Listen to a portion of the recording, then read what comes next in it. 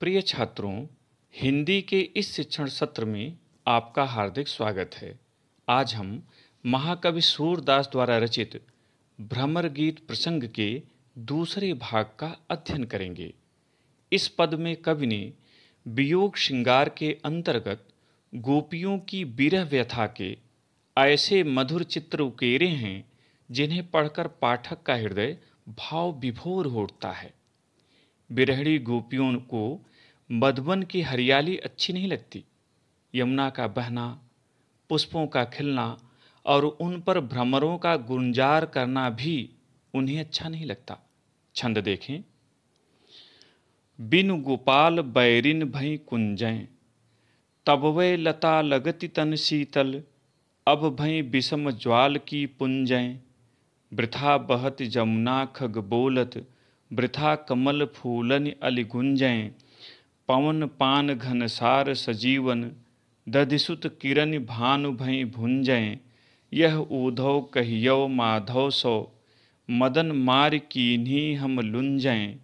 सूरदास प्रभु तुम्हारे दरस कौ, मग जोवत अखियाँ भई छुंजय।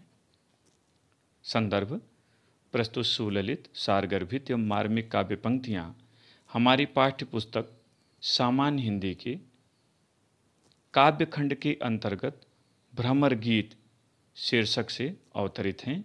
इसके रचयिता कृष्ण के बंसी की मधुर तान को सुनाने वाले भक्त कवि सूरदास जी हैं और यह उनके प्रसिद्ध महाकाव्य सूरसागर से उद्धृत है। प्रसंग: प्रस्तुत पंक्तियों में कवि ने गोपियों के माध्यम से इस तथ्य पर प्रकाश डाला है कि संयोगावस्था में जो वस्तुएं सुखदायी प्रतीत होती हैं वही वियोगावस्था में दुखदायी हो जाती हैं, दुख देने लगती हैं। कठिन शब्दों का अर्थ देख लें। बैरिन शत्रुवत, कुंज बगीचे, विषम माने भयंकर, ज्वाल माने अग्नि, पुंज माने समूह। विषम ज्वाल के पुंजें, आग की भयंकर लपटें, भयंकर समूह। वृथा माने व्यर्थ, आली भ्रमर, पान माने जल, घनसार कपूर, सजीवन संजीवनी बूटी, एक शीतल एवं सुगंधित लेप।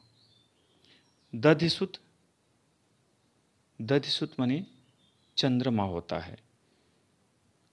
भान माने सूर्य, भुंजय माने भूनना।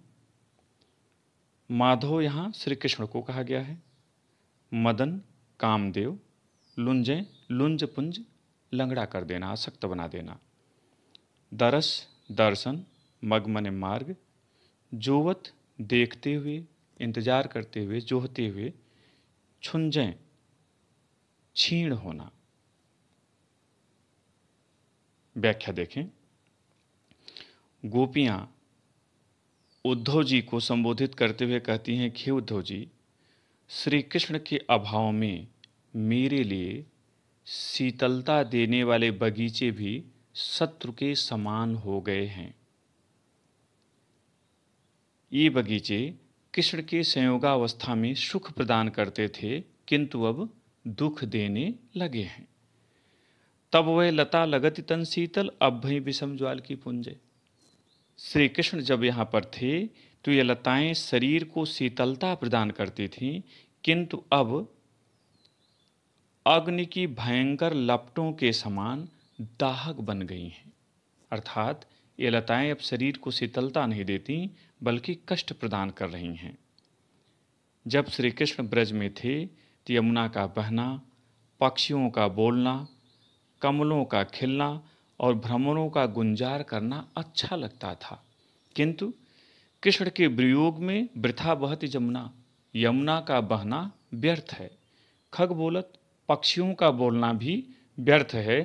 वृथा कमल फूलन, व्यर्थ में ही कमल खिलते हैं। अलिगुंजय, और उन पर भ्रमर भी व्यर्थ में गुंजार करते हैं। अर्थात श्री कृष्ण के वियोग में यमुना का बहना, पक्षियों का बोलना, कमलों का खिलना और उन पर भंवरों का गुंजार करना व्यर्थ है। पवन पान घनसार सजीवन दधिसुत किरण भानु भई भुंजय। पवन हवा, पान जल, घनसार कपूर, सजीवन संजीवनी बूटी शीतल लेप। दधिसुत किरण चंद्रमा की किरणें शरीर को शीतलता प्रदान करती थीं, किंतु श्री कृष्ण के वियोग में भानु भई भुंजय, ये ग्रीष्मकालीन सूर्य की किरणों की तरह दाहक बन गई हैं, कष्टकारक बन गई हैं। यह ऊधो कहियो माधो सो मदन मार कीन्ही हम लुंजय। मदन माने कामदेव। हमारी संस्कृत में माना गया है कि सबसे सुंदर पुरुष कामदेव और सबसे सुंदर स्त्री उनकी पत्नी रति है। तो गोपियां कहती हैं कि हे उद्धव जी, आप जाकर माधव श्री कृष्ण से कहिएगा कि उनके वियोग में कामदेव ने हमारे अंग प्रत्यंग को लंगड़ा बना दिया है, अशक्त बना दिया है, निर्बल बना दिया है। सूरदास प्रभु तुम्हारे दरस को मग जोवत अखियां भई छुंजय। सूरदास जी गोपियों के शब्दों में कहते हैं कि उद्धव जी, आप श्री कृष्ण से कहिएगा कि आपके दर्शन के मार्ग को, जिस मार्ग से आप आएंगे, उस मार्ग को देखते देखते हमारी आंखों की ज्योति भी समाप्त हो चली है, अर्थात अब आकर दर्शन प्रदान कीजिए। यहाँ काव्य सौंदर्य देख लें। इस पद में प्रकृति का उद्दीपन रूप में चित्रण किया गया है। रस वियोग श्रृंगार है, छंद गेय पद, अलंकार इसमें अनुप्रास, उपमा और अतिशयोक्ति है। अतिशयोक्ति वहाँ होती है जहाँ किसी बात को बहुत बढ़ा चढ़ाकर कहा जाता है। भाषा ब्रजभाषा, शैली मुक्तक। यद्यपि ये महाकाव्य है, लेकिन सभी पद अपने अर्थ में स्वयं में पूर्ण है, इसलिए मुक्तक काव्य शैली है। गुण माधुर्य, शब्द शक्ति, लक्षणा। पद्यांश पर आधारित प्रश्न देखें। पहला प्रश्न, प्रस्तुत पद्यांश का शीर्षक तथा कवि का नाम लिखिए। उत्तर, प्रस्तुत पद्यांश का शीर्षक भ्रमर गीत तथा कवि का नाम सूरदास है। दूसरा प्रश्न, रेखांकित अंश की व्याख्या कीजिए और रेखांकित अंश है, वृथा बहत जमुना खग बोलत, वृथा कमल फूलन अलि गुंजय। उत्तर, गोपियां उद्धव जी को संबोधित करते हुए कहती हैं कि हे उद्धव जी, जब श्री कृष्ण यहाँ थे तब यमुना का बहना अच्छा लगता था, पक्षियों का बोलना तथा कमलों का खिलना और उन पर भ्रमरों का गुंजार करना भी अच्छा लगता था, किंतु श्री कृष्ण के वियोग में यमुना का बहना व्यर्थ है, पक्षियों का बोलना भी व्यर्थ है, कमलों का खिलना और उन पर भ्रमरों का गुंजार करना भी व्यर्थ है। तीसरा प्रश्न, संयोगावस्था की वस्तुएं वियोगावस्था में गोपियों को कैसी प्रतीत हो रही हैं? उत्तर, संयोगावस्था की वस्तुएं जैसे हवा, जल, कपूर, संजीवनी बूटी और चंद्रमा की किरणें आदि वियोगावस्था में गोपियों को सूर्य की किरणों के समान दाहक प्रतीत हो रही हैं। चौथा प्रश्न, श्री कृष्ण की अनुपस्थिति में गोपियां किसे व्यर्थ मानती हैं? उत्तर, श्री कृष्ण की अनुपस्थिति में गोपियां यमुना का बहना, पक्षियों का बोलना, कमलों का खिलना और उन पर भ्रमरों का गुंजार करना आदि को व्यर्थ मानती हैं। पांचवा प्रश्न, गोपियां उद्धव के माध्यम से श्री कृष्ण को क्या संदेश भेज रही हैं?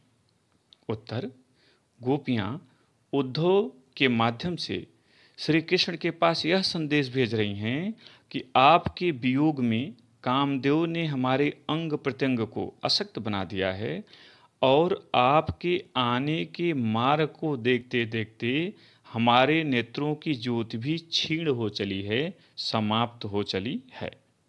प्रिय छात्रों, मुझे उम्मीद है कि आपको यह पाठ समझ में आ गया होगा। इसे अपनी उत्तर पुस्तिका में नोट करें, अभ्यास करें। कोई समस्या होने पर कमेंट बॉक्स में प्रश्न लिखकर प्रश्न जरूर पूछें। बहुत बहुत धन्यवाद।